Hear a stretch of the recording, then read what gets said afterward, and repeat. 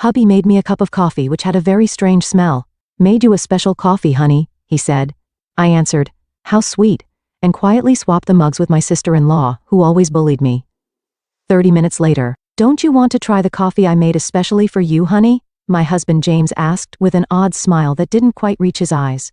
I was sitting at my sister-in-law Nina's elegant dining table in her Nashville home where we gathered for our monthly family brunch.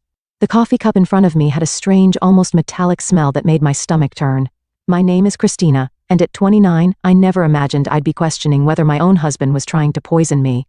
But after 3 years of marriage and countless incidents of accidental food poisoning, I had learned to be cautious, especially around Nina. She had a way of orchestrating situations that left me sick or humiliated, always with that same innocent smile James was wearing now. "How thoughtful of you," I replied, forcing a smile while my mind raced.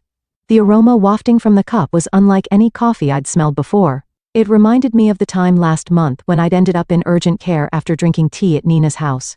The doctors couldn't explain my symptoms, and Nina had insisted she'd made the tea exactly the same way she made her own. Nina watched me intently from across the table, absently stirring her own untouched coffee. "James has become quite the barista lately," she said with a smirk. "He's been practicing different brewing methods just for you." The way she emphasized "for you" sent chills down my spine. I had noticed James spending more time at Nina's house lately, claiming they were planning a surprise for our upcoming anniversary. But something felt off. The whispered conversations that stopped when I entered the room, the strange text I'd glimpsed on his phone, and now this coffee with its peculiar scent.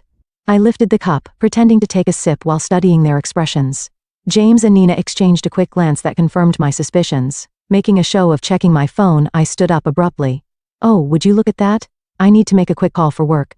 Nina, would you mind if I use your study?" As I walked past Nina's place setting, I deliberately stumbled, quickly switching our coffee cups in the confusion of steadying myself. "I'm so sorry," I exclaimed, straightening up. "I'm such a klutz sometimes." Nina waved off my apology with a tight smile. "Just try not to break anything in the study." I nodded and hurried away, my heart pounding. Through the study's doorway, I could still see them at the table. Now I just had to wait and watch. From the study doorway, I watched Nina lift the coffee cup to her lips, and my stomach clenched with anxiety. Part of me wanted to stop her, to warn her, but I needed to know the truth. I'd spent too many nights in emergency rooms, too many hours doubled over in pain, always after sharing meals with them. It wasn't always like this. When I first met James at a friend's wedding in Nashville 3 years ago, he was charming and attentive. Nina had seemed welcoming too, inviting me to family gatherings and offering to help plan our wedding. But looking back, I should have noticed the red flags. The way she would accidentally spill things on my dress at important events, or how my food always seemed to have extra seasoning when she helped cook. The incident started small. An upset stomach here, a mild allergic reaction there. James always had an excuse ready. "Maybe it was something you ate earlier, or you must be coming down with something." But the pattern was becoming clear. The worst was 2 months ago when I ended up hospitalized after eating breakfast at their house. The doctors found traces of something in my system they couldn't identify. But James convinced everyone I must have taken some expired medication. I gripped the doorframe, watching as Nina took another sip of the coffee. James was typing on his phone, seemingly unconcerned. My own untouched cup sat cold on the table where I'd left it. The metallic smell still lingered in my nose, making me shudder. A slight tremor in Nina's hand caught my attention. She set down the cup, her face suddenly pale. "James," she said, her voice shaking. "Something's wrong." James looked up, his expression changing from confusion to horror as he realized which cup she was drinking from. He jumped up, knocking over his chair. "Nina, what's happening?" Nina's hands were trembling violently now. I feel she tried to stand but stumbled, grabbing the edge of the table for support. "James, what did you put in that coffee?" I stepped out of the study, my phone already recording. James was beside Nina now, his face ashen. "That wasn't supposed to be your cup," he whispered. But in the silence of the dining room, his words carried clearly. Nina's eyes widened with realization and fear. "Call an ambulance," she gasped, sliding to the floor. "Please, I can't." I dialed 911 immediately, my hands steady despite the chaos unfolding before me. Nina was on the floor now, her body racked with violent tremors. James knelt beside her, panic written across his face as he realized their plan had backfired spectacularly. "Emergency services?" "Yes.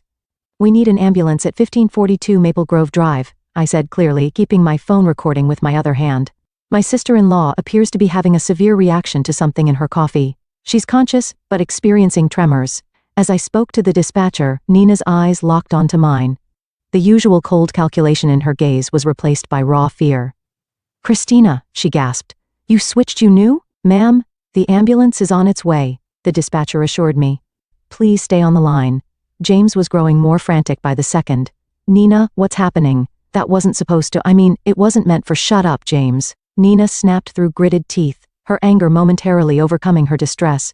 "This is all your fault. You said it would just make her sick enough to miss the board meeting next week. You promised it wouldn't be traced." My blood ran cold. The board meeting, where I was scheduled to present my proposal for a major client account, the same account Nina had been trying to land for months at our competing firms. Everything started clicking into place. "The tea last month," I said, my voice surprisingly steady. "And the breakfast incident 2 months ago, those weren't accidents, were they?" Nina's face contorted with another wave of pain. "The tea that was supposed to keep you home during the Johnson contract presentation, but you went anyway." She clutched her stomach, doubling over. "James said, he said we just needed to discredit you, make clients think you were unreliable." The sound of sirens filled the air outside. James stood up, backing away from both of us. "Nina, stop talking. You don't know what you're saying." "I know exactly what I'm saying," Nina spat, her words slurring slightly. "We've been planning this for months, ever since Christina started outperforming me at every client meeting. You were supposed to make sure she drank it today." The paramedics burst through the front door, and I quickly stepped aside to let them work. As they loaded Nina onto a stretcher, I stopped recording and sent the video to my private email, then to my lawyer. James stood frozen, watching as his carefully constructed plan crumbled around him. "I'll ride with her to the hospital," I told the paramedics, my voice firm. "After all, I need to make sure my sister-in-law gets the proper treatment." I met James's terrified gaze, and I'm sure the doctors will be very interested in knowing exactly what was in that coffee. The emergency room at Nashville General Hospital was a flurry of activity as doctors rushed to treat Nina. I sat in the waiting room, my phone clutched in my hand, replaying the recording of Nina's confession. The tremors in her voice, the panic in her eyes. It was all the evidence I needed to prove this wasn't just paranoia on my part. "Family of Nina Anderson?" a nurse called out. I stood up, noting James's conspicuous absence. He'd mumbled something about parking the car 20 minutes ago and hadn't returned. "I'm her sister-in-law," I said, following the nurse through the double doors. "How is she?" "She stabilized, but we found concerning levels of toxins in her system." The nurse's expression was grave. "The doctor would like to speak with you about some unusual findings in her blood work." Dr. Phillips, a tall woman with graying hair and sharp eyes, was waiting by Nina's room. "Mrs. Bennett, could you tell me exactly what happened before your sister-in-law became ill?" I took a deep breath, pulling out my phone.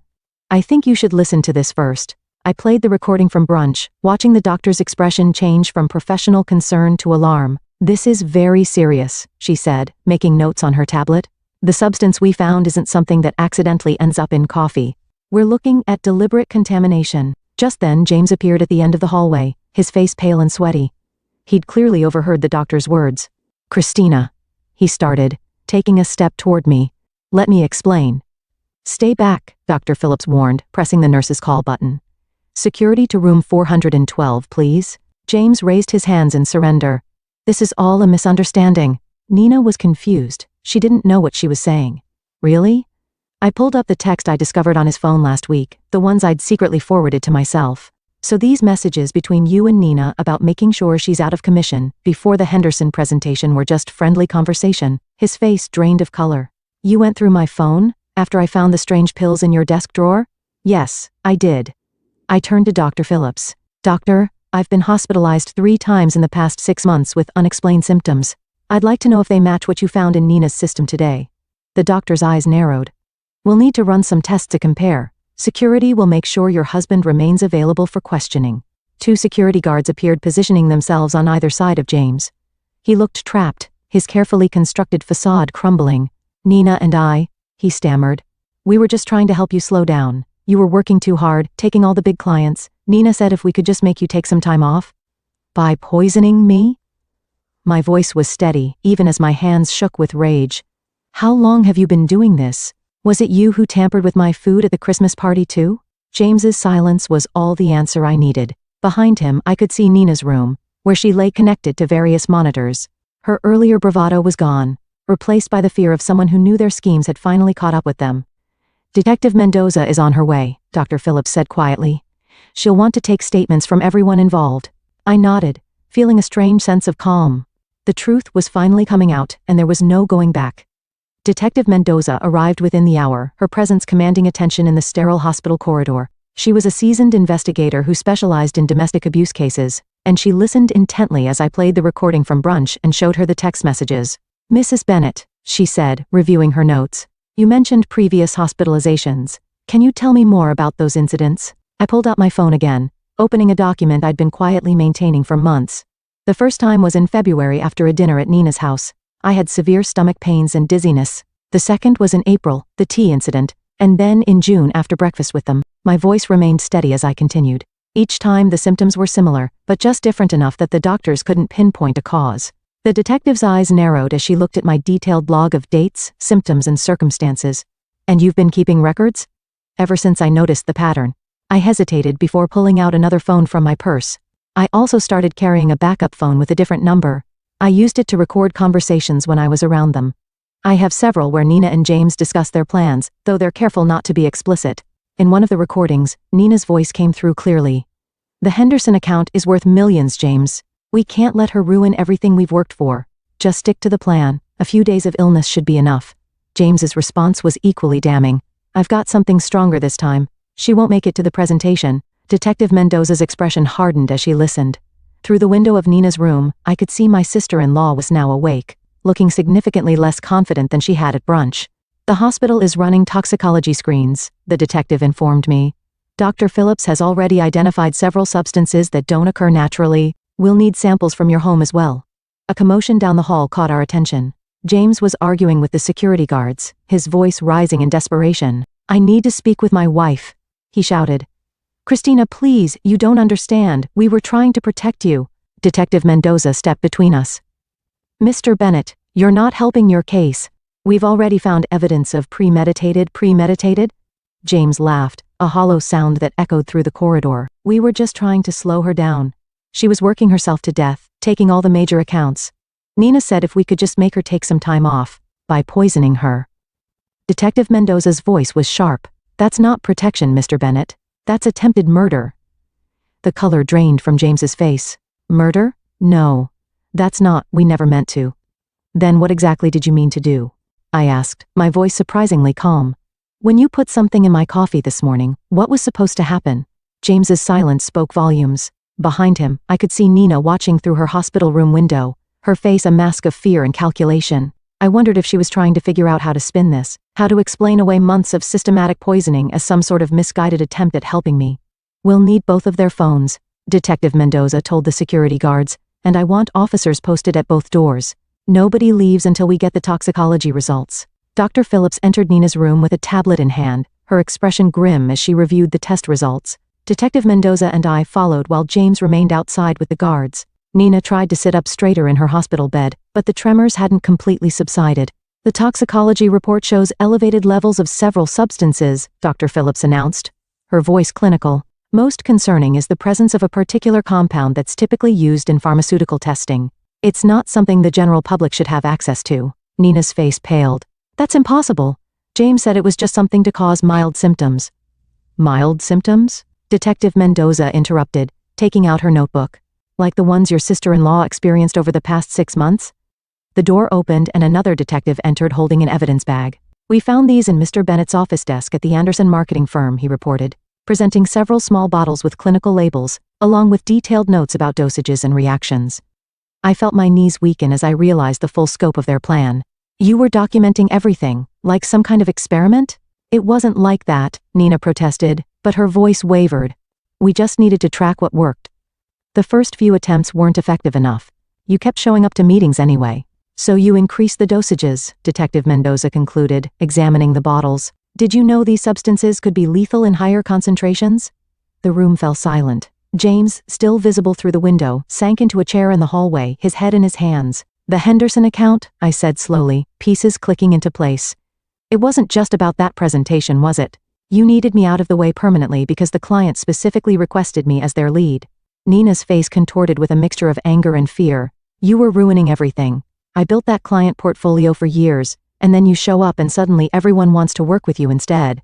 James said he could fix it." "By killing me?" The words hung in the air heavy with accusation.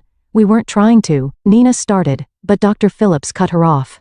"The concentration in the coffee you drank today, the doctor stated, looking directly at Nina, was significantly higher than previous samples we've analyzed from Mrs. Bennett's earlier hospital visits. If she had consumed it, the outcome would have been severe, possibly fatal. Detective Mendoza turned to the other officer. We'll need a full warrant for both their homes and offices, and contact the pharmaceutical company listed on these bottles. Find out how they obtained these substances. Nina slumped back against her pillows, the fight draining from her face. It wasn't supposed to go this far, she whispered. James kept saying we just needed one more try. I stepped closer to her bed, my voice steady despite the trembling in my hands. Every time I got sick, every meeting I missed, every client I lost, you were both there watching, taking notes on how your poison was affecting me. What kind of people does that make you? The silence that followed was deafening. Outside, I could hear James being read his rights as additional officers arrived. Nina stared at her hands, unable to meet my gaze. Detective, I said, turning away from my sister-in-law. I'm ready to make my formal statement now. The trial lasted 3 weeks, but it felt like years. I sat in the courtroom each day watching as the prosecution methodically laid out their case against James and Nina. The evidence was overwhelming. The bottles from James's office, their detailed notes on each poisoning attempt, the recorded conversations, and text messages discussing their plans. What struck me most was their demeanor throughout the proceedings. Nina, usually so polished and confident, looked small in her defendant's chair. James couldn't even look at me, keeping his eyes fixed on the floor as expert witnesses detailed the potentially lethal effects of the substances they'd been using. Dr. Phillips's testimony was particularly damning. She presented a comprehensive analysis showing how they had gradually increased the dosages over time, demonstrating clear intent to cause serious harm.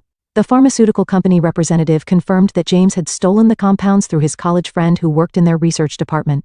The defendants showed a calculated pattern of behavior, the prosecutor argued in her closing statement. This wasn't just corporate sabotage. It was a systematic attempt to harm Mrs. Bennett, with a clear escalation that could have resulted in death. When the verdict was finally read, I felt no joy, only relief. Both James and Nina were found guilty on multiple counts, including attempted murder and conspiracy. The judge's words echoed through the silent courtroom. The premeditated nature of these actions, carried out against a family member over an extended period, demands the maximum sentence. I watched as they were led away in handcuffs, thinking about how greed and jealousy had twisted two people I once trusted into something unrecognizable. Their business, their reputations, their freedom, all sacrificed in an attempt to destroy me. 1 year after the trial, I stood at the podium of the Nashville Business Leaders Conference, preparing to give the keynote speech. The irony wasn't lost on me. This was exactly the kind of opportunity Nina had tried to prevent me from achieving. The Henderson account, which she and James had been so desperate to steal, had led to several more major clients, establishing me as one of the top marketing executives in the region. Success isn't just about talent or hard work, I began, looking out at the sea of faces. It's about integrity, about building genuine relationships based on trust. I paused, letting my words sink in. Sometimes the biggest threats to our success come from those closest to us, but surviving those challenges makes us stronger. After my speech, several young professionals approached me seeking advice. One woman, her eyes bright with determination, asked how I'd maintained my composure throughout the ordeal. I focused on what I could control, I told her. I gathered evidence, trusted my instincts, and refused to let fear stop me from pursuing my goals. Later that evening, I received an email from the Henderson client confirming they were renewing their contract for another 3 years. I smiled, thinking about how differently things might have turned out if I hadn't trusted my instincts that day at brunch. The local paper had run a small article that morning about Nina and James beginning their prison sentences. I didn't read it. Instead, I focused on the proposal for my newest client project, knowing that the best revenge wasn't about getting even. It was about moving forward and succeeding despite those who tried to hold you back.